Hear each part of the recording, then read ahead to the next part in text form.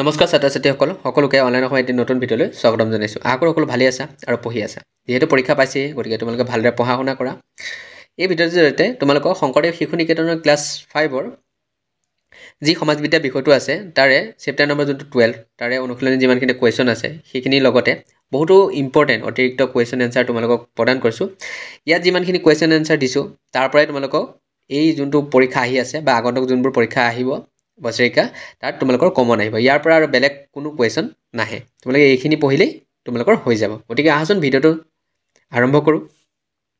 লগতে তোমালোকক যদি এই বিষয়টোৰে বেলেগ চেপ্টাৰৰ কুৱেশ্যন এনচাৰ লাগে, নহ'লে বেলেগ বিষয়ৰ যদি কোনো চেপ্টাৰৰ কুৱেশ্যন এনচাৰ লাগে, তেনেহ'লে আমাক কমেণ্ট কৰিবা। আমি সেইসমূহ তোমালোকক প্ৰদান কৰিবলৈ চেষ্টা কৰিম। সমাজবিদ্যা বিষয়টিৰ 12 নম্বৰ চেপ্টাৰটোৰ নাম হৈছে স্বায়ত্তশাসিত জিলা পৰিষদ। ইয়াৰে আমি প্ৰথমতে অনুশীলনী যিমানখিনি প্ৰশ্ন আছে তাৰ উত্তৰ দিছোঁ। অনুশীলনীত থকা প্ৰশ্নৰ প্ৰথমটো প্ৰশ্ন আছে চমু উত্তৰ দিয়া। ইয়াৰে ক নম্বৰটো আছে জনজাতি কাক বোলে? জনজাতীয় লোকসকলৰ বৈশিষ্ট্য কি? উত্তৰ হিচাপে লিখিব পাৰি যে একোটা অঞ্চলত আদিম কালৰে পৰা বাস কৰি থকা একোটা সামাজিক গোটক জনজাতি বোলে। তাৰপিছত আছে জনজাতীয় লোকসকলৰ বৈশিষ্ট্য হৈছে তেওঁলোকৰ নিজৰ ভাষা আছে, নিজৰ সংস্কৃতি আছে, তেওঁলোকৰ জীৱন নিৰ্বাহৰ পদ্ধতি, সামাজিক ব্যৱস্থা আৰু পৰম্পৰাবোৰো সুকীয়া।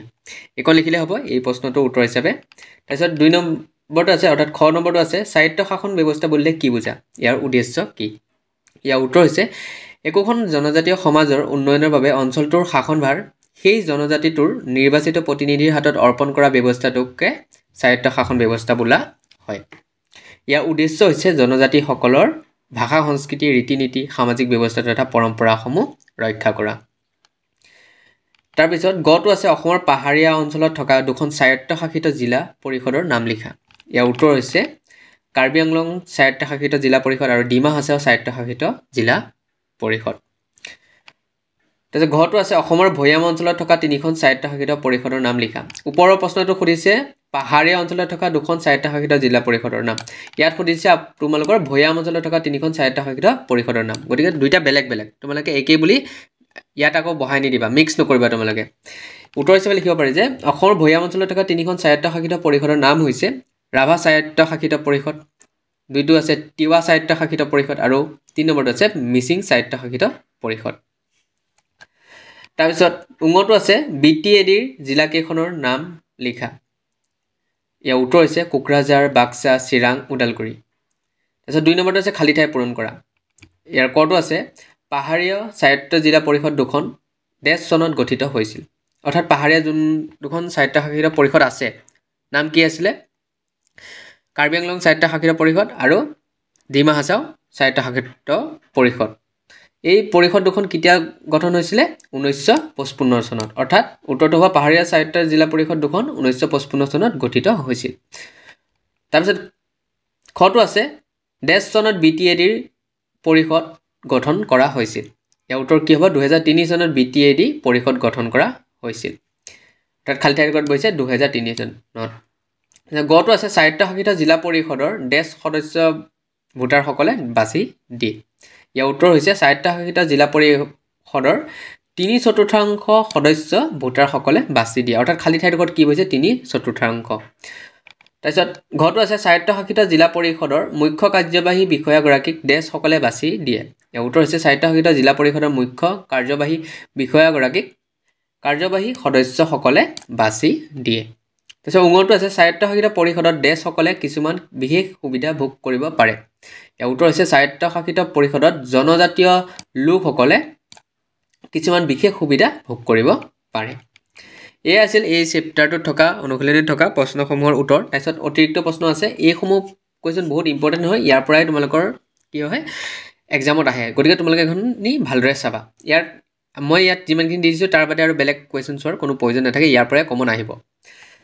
1 নম্বৰটো আছে অতিৰিক্ত প্ৰশ্নৰ অসমৰ 3টা জনজাতিৰ নাম লিখা। ইয়াৰ এটা হৈছে বড়ো, তাৰপিছত হৈছে কাৰ্বি আৰু এটা হৈছে মিচিং। তোমালোকৰ কিতাপ আৰু 2টামান আছে, তোমালোকে এই 2টা লিখি সেইকেইটাৰ ভিতৰতো লিখিব পাৰা বা এইকেইটাও লিখিব পাৰা। 2 নম্বৰটো আছে স্বায়ত্তশাসন ব্যৱস্থাটো কেতিয়া প্ৰথমবাৰৰ বাবে প্ৰৱৰ্তন কৰা হৈছিল? ইয়াৰ উত্তৰ হৈছে 1955 চনত। তাৰপিছত 3 নম্বৰটো আছে কিমান চনত কাৰ্বি আংলং জিলা পৰিষদ আৰু ডিমা হাছাও জিলা পৰিষদ গঠন হৈছিল? ইয়াৰ উত্তৰ হৈছে 1955 চনত। তাৰপিছত 4 নম্বৰটো আছে কিমান চনত BTAD গঠন হৈছিল? ইয়াৰ উত্তৰ হৈছে 2003 চনত। তাৰপিছত BTADৰ সম্পূৰ্ণ নামটো কি ইয়াৰ উত্তৰ হৈছে বড়োলেণ্ড টেৰিটৰিয়েল এৰিয়াছ ডিষ্ট্ৰিক্ট এইটো আহিব পাৰে তোমালোকে এইটো বহুত ইম্পৰ্টেণ্ট হয় তোমালোকে ভালদৰে পঢ়ি থ'ব পাৰা তাৰপিছত 6 নম্বৰত আছে এখন স্বায়ত্তশাসিত জিলা পৰিষদৰ হাতত অৰ্পণ কৰা ক্ষমতাবোৰ লিখা অৰ্থাৎ কি ক্ষমতা থাকে সেয়া লিখিবলৈ কৈছে ইয়াৰ উত্তৰ হৈছে এখন স্বায়ত্তশাসিত জিলা পৰিষদৰ হাতত অৰ্পণ কৰা ক্ষমতাবোৰ হ'ল বা অৰ্থাৎ অৰ্পণ কৰা মানে দিয়া এখন স্বায়ত্তশাসিত পৰিষদত কি ক্ষমতা দিয়ে সেইখিনি আমি লিখিব লাগে ইয়াৰ উত্তৰ হৈছে আইন প্ৰণয়ন কৰা ক্ষমতাবোৰ দিয়া থাকে প্ৰশাসন চলোৱা ক্ষমতা দিয়া থাকে বিচাৰ কৰা ক্ষমতা দিয়া থাকে শিক্ষাৰ প্ৰসাৰৰ ক্ষমতা দিয়া থাকে আৰু বিত্তীয় ক্ষমতা অৰ্পণ কৰা হয় তাৰপিছত এই প্ৰশ্নটোকে যোনটো প্ৰশ্ন এইটো 6 নম্বৰ প্ৰশ্নটো যোনটো আছে সেই প্ৰশ্নটোকে তোমালোকে বেলেগ ধৰণে আহিব পাৰে ইয়াত প্ৰথমটো আহিব পাৰে এখন স্বায়ত্তশাসিত জিলা পৰিষদৰ হাতত অৰ্পণ কৰা ক্ষমতাবোৰ লিখা এইটো এটা এনেকৈ আহিব পাৰে কুৱেশ্যন তাৰপিছত আহিব পাৰে